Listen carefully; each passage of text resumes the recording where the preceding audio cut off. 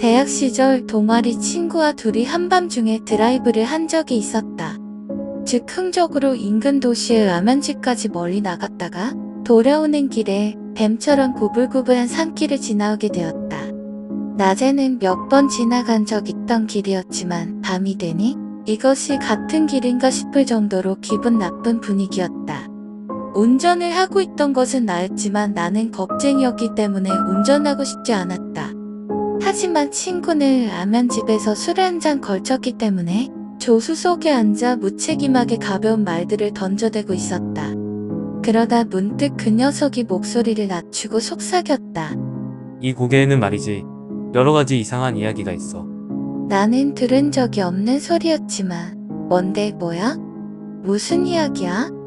라고 물었다간 그 놈이 무서운 이야기를 해서 겁을 줄까 걱정이 됐다. 그래서 흥미없는 척 가장하고 아 그래? 라고 쌀쌀맞게 대답했다. 그 녀석은 어째서인지 고개를 숙이고 잠시 입을 다물고 있었다. 2차선 도로였지만 반대편에는 차가 한 대도 보이지 않았다. 겨우 구색을 맞추기 위해서 전등이 드문드문 서 있을 뿐이었다. 말 없이 계속 달리고 있는데 갑자기 커다란 사람의 모습이 앞에서 나타났다. 순간 깜짝 놀랐지만 곧 그것이 길가에 서 있는 지장 보살이라는 걸 알아차리자 마음이 놓였다. 이 주변에는 왠지 모르겠지만 커다란 지장 보살이 있던 것이다.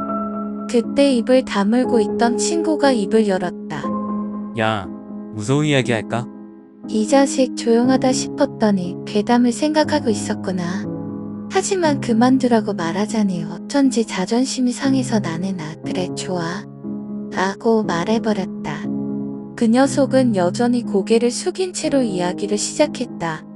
할아버지가 말해준 거지만 우리 할아버지 댁 정원에는 어린애가 묻혀있대. 그 집 엄청 낡았거든. 언제부터 있던 건지는 모르겠지만 이상한 돌이 정원 구석에 있어. 그 아래 묻혀있다고. 할아버지 말에 따르면 그 어린애가 우리 집을 대대로 지켜줬대. 그 대신 언제나 화가 나 있기 때문에 매일매일로 그 돌 주변을 깨끗하게 닦지 않으면 안 된다는 거야. 할아버지나 할머니가 매일 그 돌을 닦고 있었지만 나는 아무래도 그 이야기를 못 믿겠더라고. 그래서 초등학생일 때 병원에 누워 계셨던 증조할아버지 병문안 때 여쭤봤었어. 증조할아버지도 그곳에 어린애가 묻혀있다고 하시더라고. 그것도 증조할아버지의 할아버지한테 들은 얘기라는 거야. 어린 나한테는 정말 생각도 못할 만큼 옛날 이야기라서 나는 그게 사실이 틀림없다고 단순히 믿어버렸지.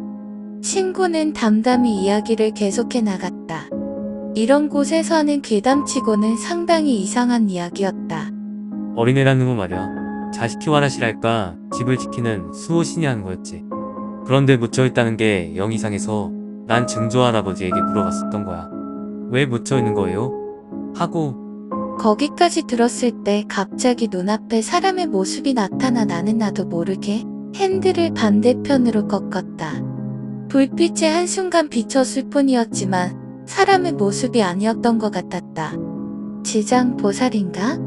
그렇게 생각한 순간 등골이 오싹했다. 한 번 지나온 길이라고? 있을 수 없었다. 길은 좁은 데다 일방통행이 오솔길이었다. 증조할아버지는 침대 위에서 양손을 모으고 눈을 감은 채 속삭이셨어. 옛날 우리 집의 당주가 복을 부르는 아이를 집에 데려왔단다. 그 덕에 집은 대단히 번창했지. 하지만 술과 여자로 아무리 대접해도 그 아이는 돌아가려고 했어.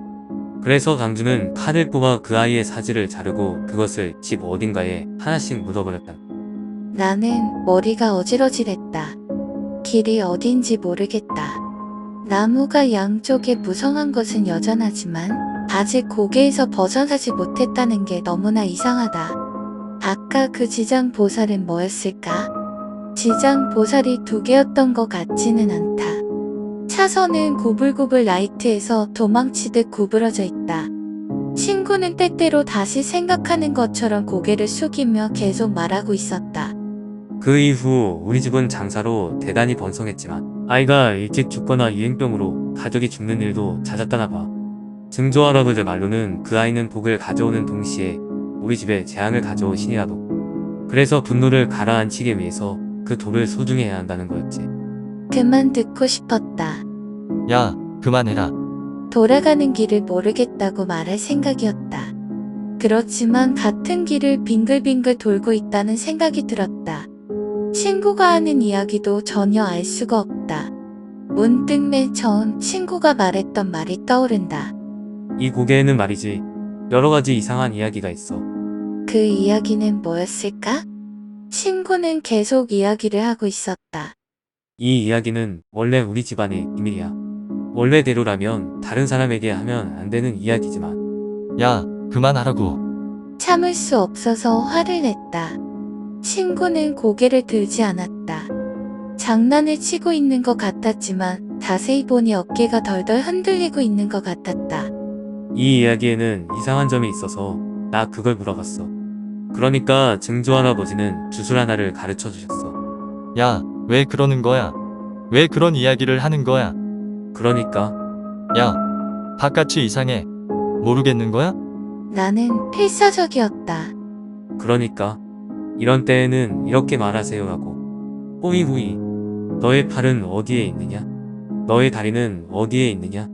기둥을 짊어지고 어디에 가려느냐?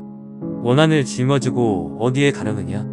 호이호이 심장에 찬 물이 끼얹어진 느낌이었다. 전신에 소름이 끼쳐 덜덜 떨리고 있었다.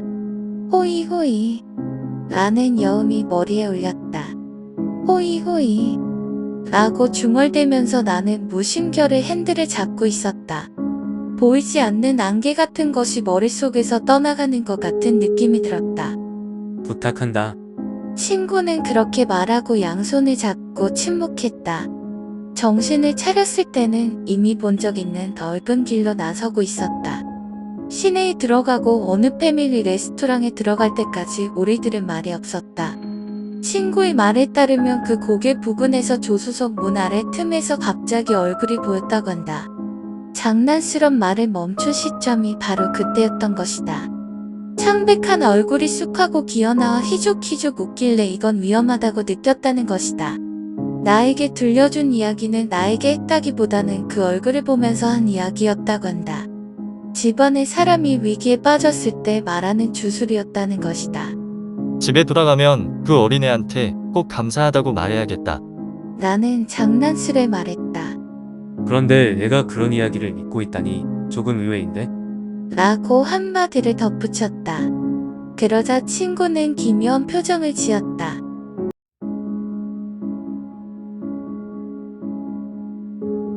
해체 공사 일을 하고 있는 지인에게 들은 이야기다. 작업 현장에 도착하자 낡은 집이 게리고 있었다. 한동안 사람이 살지 않은 듯 했다. 곧바로 해체 작업이 시작됐다. 하지만 장비 상태가 영 이상하더란다. 수리업자를 부르는 사이 작업원 한 명이 집 뒤에서 낡은 우물을 발견했다. 엄청 오래된 우물인데도 콘크리트로 지면이 굳혀져 있고 두꺼운 철뚜껑이 덮여 있었다. 그 위에는 부적이 잔뜩 붙어 있고 철뚜껑도 사람 한둘로는 열 수도 없을 정도로 무거웠다. 다들 우물에 흥미를 가지고 다가섰단다. 그리고 몇몇 사람이 부적을 떼어버렸다. 그날은 장비가 고쳐지질 않아서 일도 못하고 그대로 해산했다. 다음날 작업 시간이 되었는데도 감독이 오질 않는다. 어쩔 수 없이 있는 사람들끼리 해체 작업을 시작했다. 그런데 한 명이 우물 쪽에서 도망쳐 오더란다. 새파란 얼굴로 우물 이라고 말을 더듬고 있었다. 다들 보러 가보니 우물의 철뚜껑이 조금 열려 있었다. 그리고 우물 주변 콘크리트에는 젖은 손자국과 발자국이 있었다. 작은 아이의 것인 듯한 크기였다. 우물 안은 바싹 말라 있었다. 다들 위험하다고 생각해 감독에게 연락을 했지만 갑자기 쓰러져 응급실에 실려갔다는 대답이 돌아왔다. 게다가 오후에는 작업원 2명이 갑작스러운 고열로 쓰러졌다고 한다. 다음날 신사에서 나와서 불제를 받고서야 겨우 작업을 마칠 수 있었단다.